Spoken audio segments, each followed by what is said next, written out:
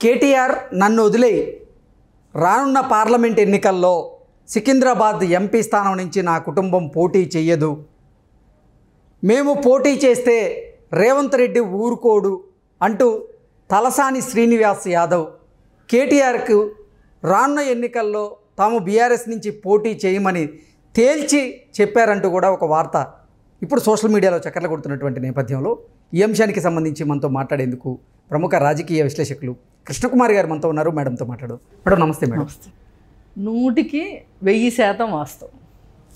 Okay, 100% అంటారు కదా, ఇది 100% కరెక్ట్. ఓకే, ఎందుకు మేడం అంత భయపడుతుంది? అతను రేవంత్ రెడ్డి రాడార్లో శ్రీనివాస్ యాదవ్, మల్లారెడ్డి ఉన్నారు.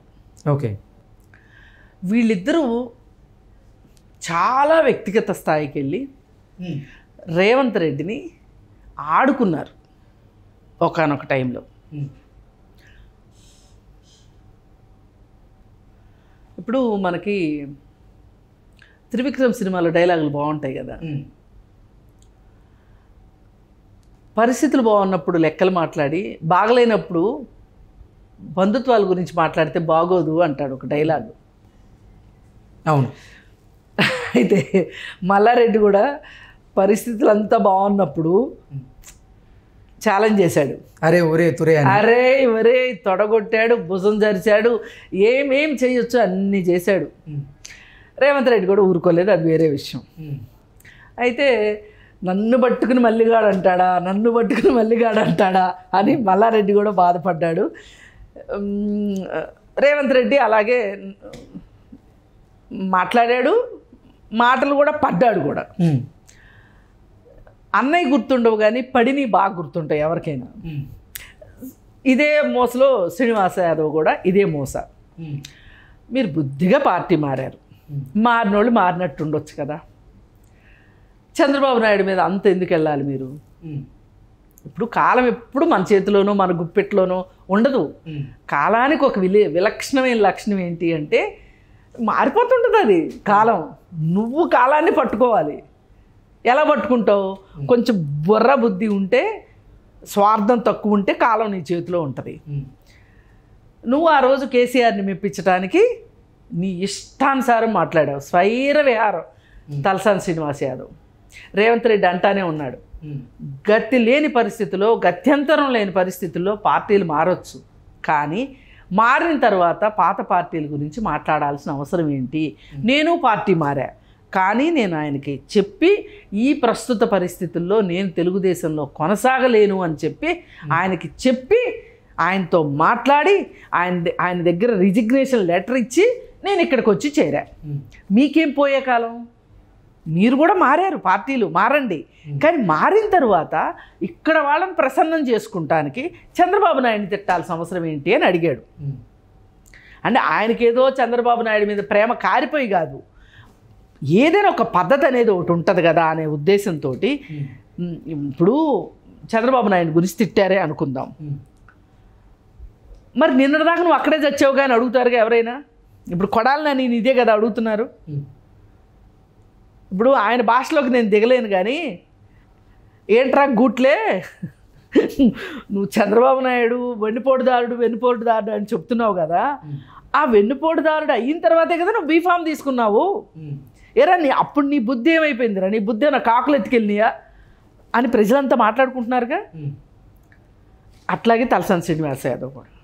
తలసాని శ్రీనివాస యాదవ్ అనే వ్యక్తిని ఎన్టీఆర్ ప్రభంజనంలో నువ్వు నీకు రాజకీయ జ్ఞానమే లేదు, నీది రాజకీయ కుటుంబమే కాదు. కూరగాయలు అమ్ముకుంటున్నావు అనే మాట మట్టుకు నేను అనను. డిగ్నిటీ ఆఫ్ లేబర్, దాన్ని గౌరవించాల్సిందే. నీకు రాజకీయ నేపథ్యం లేకపోయినా, రాజకీయ జ్ఞానం లేకపోయినా నువ్వు ఎన్టీఆర్ ప్రభంజనంలో తెలుగుదేశంలో చేరి నువ్వు ఎమ్మెల్యే అయ్యావు. నువ్వు ఒక బీసీ, నేను బీసీని అని చెప్పుకునే ఒక తాహతు నీకు ఇచ్చింది తెలుగుదేశం పార్టీ.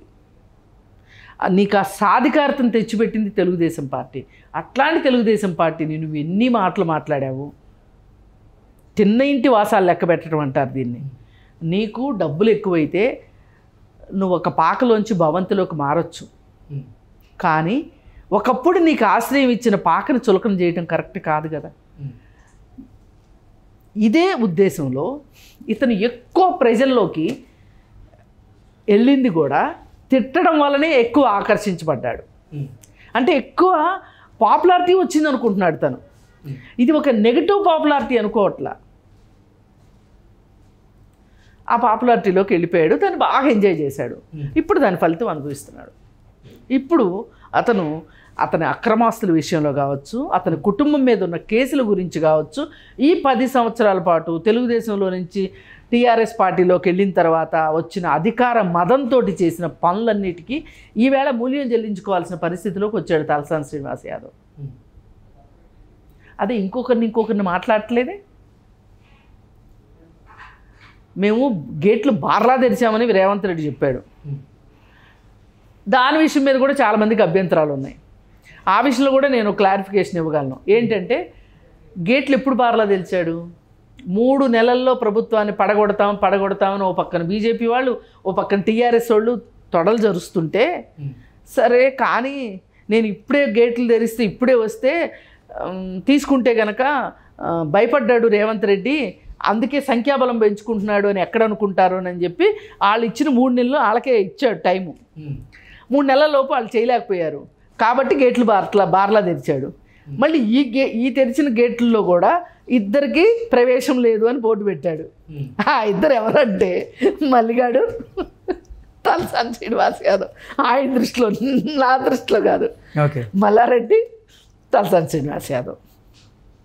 అందుకని ఇప్పుడు తలసాని శ్రీనివాస్ యాదవ్ పరిస్థితి ఏంటంటే, ఇప్పుడున్న పరిస్థితుల్లో మీకోసం నేను ఇంత పెద్ద త్యాగం చేయలేనండి.